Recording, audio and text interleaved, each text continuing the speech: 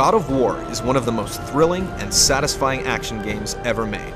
It is truly an epic adventure.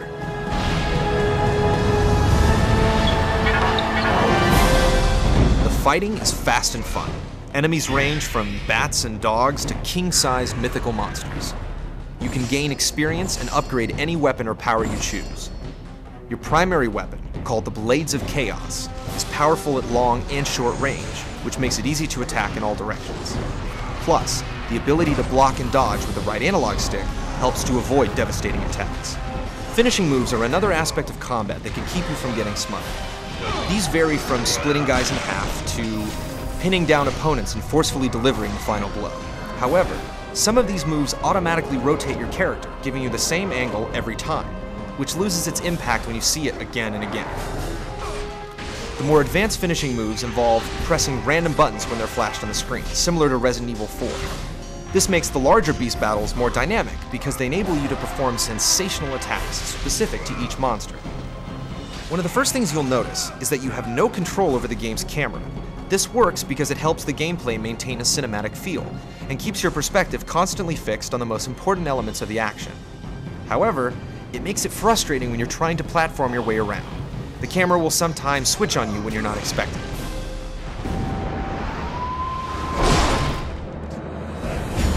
You are the ruthless warrior Kratos, commanded by the goddess Athena to murder Ares, the god of war.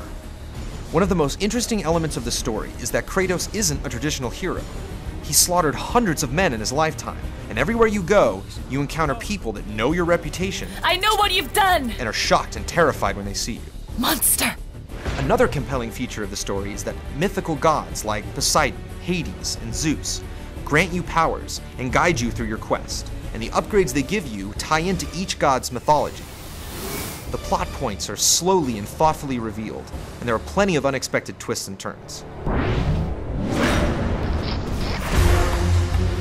The graphics in God of War are so sharp, I forgot I was playing a PS2. The rippling water, the crystal reflections, and the monstrous backgrounds are consistently jaw-dropping. The environments range from cramped ships and dungeons to enormous castles and landscapes. Most maps have a style and scope similar to Prince of Persia, but take less time and aggravation to navigate. The grand scope of the gameplay also applies to the puzzles, as finding the solution often involves operating heavy machinery or destroying huge artifacts. And in most combat zones, you're surrounded by armies fighting or buildings being destroyed in the foreground and background.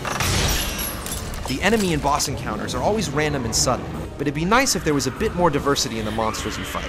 They make the hack and slash aspect of the game repetitive at times. For concerned parents out there, God of War is extremely graphic. There's nudity and lots of blood. And when I say lots of blood, I mean lots and lots and lots of blood. However, the extreme nature of Kratos' actions are well grounded in his story, which justifies the choices he makes throughout his quest. God of War will make you happy you own a PS2. It has the look and feel of a real blockbuster from start to finish, and is a hard game to put down. With its epic story and scale, Athena's mighty challenge is one you'll be happy to accept.